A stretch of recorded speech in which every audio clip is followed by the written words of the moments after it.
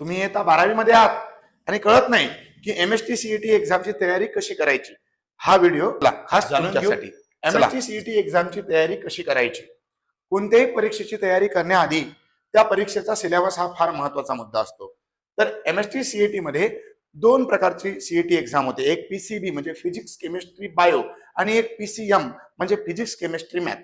आपण दोन्ही एक्झामची तयारी कशी करायची आज जाणून घेऊ.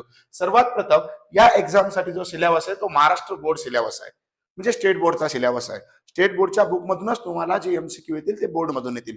दुसरी गोष्ट, ही एक्झाम ऑफलाईन स्वरूपात नाही, ऑनलाईन स्वरूपात आहे, म्हणजे एक्झाम कम्प्युटर होणार आहे.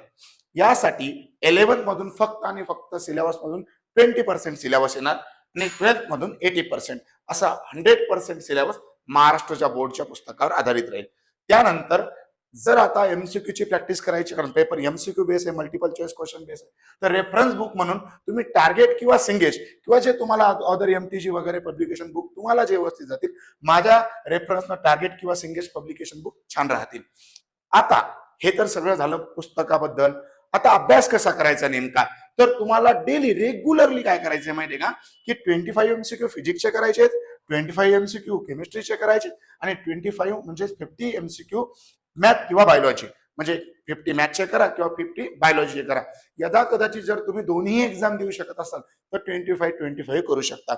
लक्ष द्या विद्यार्थी मित्रांनो, हे MCQ मध्ये काही न्यूमरिकल्स असतील, काही थेरी बेस MCQ असतील, डेली MCQ सॉल्व्ह करायचे. जर का MCQ कळाला नाही किंवा समजला नाही, संबंधित कोचिंग क्लासेस असो किंवा ते तुमचे शिक्षक असो किंवा ऑनलाईन स्वरूपात तुमचं गुगल असो वगैरे जे प्लॅटफॉर्म असतील त्यावर त्याचं एक्सप्लेनेशन समजून घ्यायचं आहे आणि नंतर पुन्हा तो MCQ सॉल्व्ह करायचा आहे. न्यूमरिकलवर खास करून लक्ष द्यायचं आहे, कारण सर्वात जास्त विद्यार्थ्याचे प्रॉब्लेम न्यूमरिकल्स मध्ये जातात.